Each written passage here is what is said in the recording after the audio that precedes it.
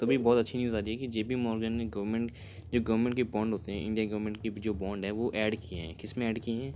अपने यहाँ पर जैसे आप न्यूज़ यहाँ दे सकते हो कि JP Morgan to add Indian government sec to emerging market.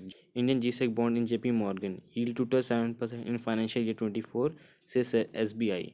How Indian gain from including in JP Morgan EM bond index. ये तो मॉर्गन स्टैनली ने जो पब्लिश किया कि इनको इंडिया को फ़ायदा कैसे होगा। JP Morgan to add a government bond in the emerging market debt. emerging market ये डेप्ट क्या है? हमारा इंडियन जो बॉन्ड है वो यहाँ पर जाके लिस्ट हुआ है। JP मॉर्गन ने इनको अपने अंडर रखा है। तो इसका मतलब क्या है? ये वैसा ही है जैसे कोई जब स्टॉक कोई लिस्ट होता है मार्केट में, सेबी के अंडर लिस्ट होता है, तो ये वैसी बात है कि हमारा जो स्टॉक है, जो हमारा बॉन्ड है, वो जाके एक ऑथराइज जगह में इंडेक्स वो हो गया है।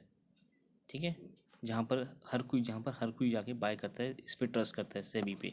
तो वैसे JP मॉर्गन है। JP मॉर्गन अपनी वर्ल्ड की सबसे बड़ी बैंक है जो कि US में इस्टेब्लिश है। तो ये GPI क्या होता है? ये गवर्नमेंट बॉन्ड इंडेक्स होते हैं। और EM क्या है? EM मतलब होता है एमर्जिंग मार्केट। तो जितनी भी एमर्जिंग मार्केट है वर्ल्ड वाइड, तो उनका ये बॉन्ड पब्लिश करती है अपनी जो JP मॉर्गन है। तो JP मॉर्गन से कोई भी वर्ल्ड वाइड खरीद सकता है। जो इन्वेस्टर बाहर के जितने भी इन्वेस्टर होते हैं तो वो JP मॉर्गन पे ट्रस्ट करते हैं कि हाँ ये अच्छे बॉन्ड लाती है। ठीक है, ऐसी बात है ये। तो यहाँ पर क्या हुआ कि जो रशिया को बाहर निकाल दिया इससे और इंडिया को ऐड कर दिया है। इंडिया को इसमें ऐड कर दिया। इंडिया से ऐसे लास्ट कंट्री जो इमर्जिंग मार्केट है इसमें ऐड हुई है। तो इंडिया का काफ़ी अच्छी बात है इंडिया के लिए। तो ये GBI EM जो है, तो इसमें कितना फंड इसमें है टोटल? ये है 213 बिलियन। ठीक है, ये 213 बिलियन है। और जो कि इसमें से इंडिया का जो बॉन्ड है वो है $21, अप्रॉक्सीमेटली 10% ये इंडिया का बॉन्ड इसमें इंक्लूड है। ये तीन जो ऐसी हैं बैंक जो बड़ी हैं जो ट्रस्ट करते हैं इन्वेस्टर वर्ल्ड वाइड कि इनके बॉन्ड खरीदने चाहिए। ये JP मॉर्गन ने इंडिया के बॉन्ड को ऐड किया है। तो ये स्टार्ट होगा 28 जून 2024 पे स्टार्ट हो जाएगा। अप्रैल 2025 तक ये सब पूरा कंप्लीट हो जाएगा। ब्लूमबर्ग और फुटसे रसल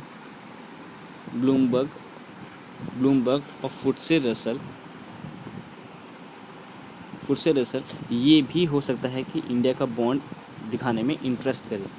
इंडिया का बॉन्ड ये भी शायद से एक बार ज़रूर ट्राई करिए कि इंडिया का बॉन्ड अगर JP मॉर्गन करिए तो हम भी इसको अपने अंडर लाएं। तो अगर यहाँ भी जाता है तो तब हो सकता है कि इंडिया के पास जो पैसा आए वो है $40 बिलियन। ये बहुत पैसा होता है $14 बिलियन। ये डॉलर की बात कर रहा हूँ, 40 बिलियन। और ये हो सकता है इंडिया में इनफ्लो हो। इसकी जगह इंडिया क्या देंगी इनको बॉन्ड इशू करेगी और कुछ % इंटरेस्ट रेट इंडिया देगी इनको। और जब मैच्योरिटी होगी तो प्रिंसिपल अमाउंट के साथ ये पूरा पैसा वापस कर देगी इंडिया। अगले 12 से लेकर 18 महीने के बीच में हो सकता है कि इंडिया के पास जो फंड है वो $40 बिलियन इनफ्लो होना स्टार्ट कर दे वर्ल्ड वाइड से। तो वर्ल्ड वाइड से जब फंड इनफ्लो इंडिया में होगा तो उसका काफ़ी बेनिफिट इंडिया को मिलेगा। इंडिया को कैसे बेनिफिट मिलेगा वो मैं आपको आगे बताता हूँ। इंडिया का इसमें बेनिफिट क्या होगा, फर्स्ट मैं आपको बताता हूँ। फिजिकल डेफिसिट ये कैसे होगा?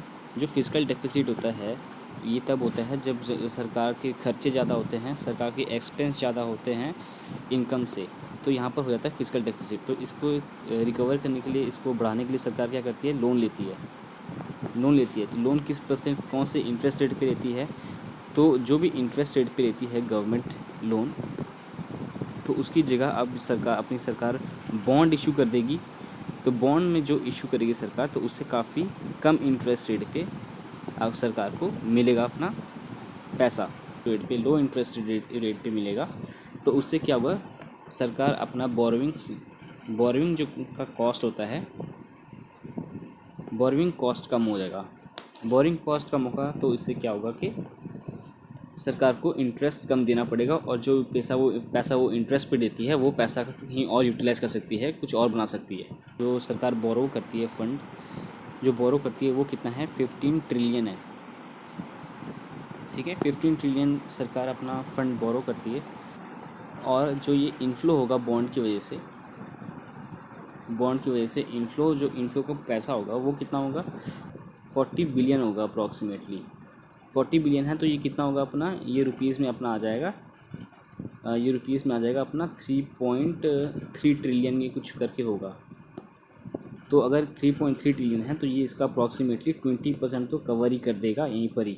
इसी के साथ एक और चीज़ इंक्लूड हो जाएगी, जो 10 ईयर बॉन्ड सरकार निकालती है अपने, तो उसकी जो यील्ड है अभी वो 7.14% है और वो गिर के हो गई है अभी 7.08। और पॉसिबिलिटी है कि ये भी और गिरेगी। अब इसका मैं आपको फ़ायदा आगे बताता हूँ इससे क्या होता है। यहाँ से फिर एक और भी चीज़ राइज होती है कि जब किसी कंपनी का किसी कंट्री का इज़ इक्वल टू इम्पोर्ट होता है तो इससे क्या एक फ़ायदा होता है, और जब आपके फिजिकल भी कम होते हैं, फिजिकल और करंट का आपका ठीक रहता है, तो इससे क्या होता है कि आपकी जो मैक्रो होती है कंपनी एक उसकी कंट्री की एक कंट्री की मैक्रो भी इम्प्रूव होती है। और जब मैक्रो इम्प्रूव होती है, मैक्रो एक होती है कि जब इकोनॉमिक की टर्म होती है माइक्रो मैक्रो, तो मैक्रो जब एक डाइवर्स इकोनॉमी अपनी कंट्री की होती है तो वो भी इम्प्रूव होती है। उससे क्या होता है कि जो फॉरेनर्स होते हैं तो वो भी अट्रैक्ट होते हैं और वो भी और फंड लगाते हैं कंट्री के अंदर। जैसे कि अपनी कंट्री है, इसके अंदर और फंड आएगा, फिर इंडिया का जो रुपीज़ है वो भी स्ट्रॉन्ग होने लग जाए। पर मोस्टली ऐसा नहीं होगा, क्योंकि जो अपना आरबीआई है वो ऐसा होने नहीं देगी, क्योंकि अगर रुपीज़ स्ट्रॉन्ग हो जाएगा तो फिर जो इंडिया की कंपनीज़ है तो वो इतना कॉम्पिटिटिव नहीं रह पाएंगी। तो इसकी वजह से अपना आरबीआई ज़्यादा अप्रिशिएट होने नहीं देगी। पर ये कि इंडिया का जो रुपीज़ है वो काफ़ी डेप्रिशिएट नहीं होने से बचेगा। इंडियन मार्केट को ऐसा फ़ायदा है, जब भी एक मान लीजिए अगर अभी तक सरकार ने तो जो सरकार का 10 ईयर बॉन्ड है, जो मैंने आपको पहले बताया था 10 ईयर बॉन्ड होता है, तो उससे क्या होगा अगर वो नीचे आ रहा है तो जो अपनी कॉर्पोरेट बॉन्ड होती हैं तो वो जो भी इंटरेस्ट रेट सरकार देती है बॉन्ड में, मान लीजिए 7.14 है, तो अपनी ये जो है ये देगी कम से कम 7.2 या फिर 7.5 तक, 20 से 30 बेसिस पॉइंट ज़्यादा देती है। तो इससे क्या होगा, अगर अपनी 10 ईयर बॉन्ड इसकी ये नीचे आएगा तो ऑटोमेटिकली इनको भी एक फ़ंड रेस करने में ज़्यादा प्रॉब्लम नहीं होगी। तो अगर ये नीचे आ रहा है तो ये भी अपना 7.1 तक तो ला सकती है। ये और नीचे आएगा, ये हो सकता है कि 7 जाए या फिर 6.9 चला जाए। तो इनको फंड रेस करने में ये हो सकता है इनका यहाँ पर 7 आ जाए। तो 7% इंटरेस्ट रेट से अगर ये बॉन्ड इशू करती हैं मार्केट में तो हर कोई खरीदेगा। तो इनका क्या होगा, कॉस्ट ऑफ बोरोइंग होगी, जो इनकी कॉस्ट ऑफ बोरोइंग, एक बार मिटा देता हूँ मैं इसको, जो कॉस्ट ऑफ बोरोइंग होगी कंपनीज़ की, तो उससे क्या होगा उनकी वो कम होगा। तो उससे फ़ायदा क्या होगा कि कंपनी को कम पैसे में पैसा मिल जाएगा, कम इंटरेस्ट रेट में पैसा मिलेगा, और उससे वो अपना कैपिटल अप्रिशिएट कर सकती है या फिर केपेक्स कर सकती है। केपेक्स होता है कैपिटल एक्सपेंडिचर कर सकती हैं ज़्यादा, अपना कैपिटल एक्सपेंडिचर ज़्यादा करेंगी तो उससे क्या होगा कि कंपनी के एसेट बढ़ेंगे तो पॉसिबिलिटीज़ है कि उनकी इनकम भी बढ़ेगी, है ना। एफसीज बैंक, एनबीएफसी जो हैं उनको सबसे अच्छा इनका फ़ायदा होगा। फ़ायदा कैसे होगा, इंडिया में सबसे ज़्यादा जो बोरो करती हैं, बिगेस्ट बोरोवर हैं बॉन्ड फंड में। अगर एनबीएफसी को बॉन्ड इशू करना है और इनको कम इंटरेस्ट रेट पे अगर देना है तो इस सबसे ज़्यादा फ़ायदा इन्हीं को होगा, क्योंकि इनको कम इंटरेस्ट पे बॉन्ड बोरो कर सकते हैं ये लोग और उसको आगे सप्लाई कर सकते हैं मनी। तो इसकी वजह से इनका मार्जिन इम्प्रूव होगा और इनके प्रॉफिट भी बढ़ सकते हैं। तो अभी आपने देखा भी होगा, मैं यहाँ पर कुछ शेयर की आज की फ़ोटो डाल दूँगा यहाँ पर, जो आप देख सकते हो कि आज वो काफ़ी अच्छे बढ़े हैं। खुश नहीं हो जाना चाहिए, क्योंकि जो यूएस की जो बॉन्ड है वो राइज़ कर रहे हैं। तो जब यूएस की बॉन्ड राइज़ कर रहे हैं तो उसका मतलब क्या है कि जो यील्ड दे रहे हैं, यील्ड मतलब कि आप परसेंटेज मान लीजिए, जो इंटरेस्ट रेट दे रहे हैं इस पर वो अप्रॉक्सीमेटली वो ज़्यादा है, वो बढ़ रहा है। तो जब कोई बड़ी इकनॉमी, वो इमर्जिंग इकनॉमी से, जब कोई बिग इकनॉमी है और उसके बॉन्ड बढ़ रहे हैं तो इन्वेस्टर क्या होता है, वो अपना पैसा इमर्जिंग से निकाल के बड़े वाले बॉन्ड इस पर निकालते हैं, इस पर पैसा लगाते हैं। इमर्जिंग से निकाल के पैसा अपने जो बड़ी इकनॉमी है उसमें पैसा लगाते हैं। तो जो यूएस के जो बॉन्ड बढ़ रहे हैं तो वो बढ़ रहे हैं, तो हो सकता है कि जो हमारा अभी पैसा है इमर्जिंग मार्केट में लगा है वो यहाँ से निकल के इसमें जाएगा।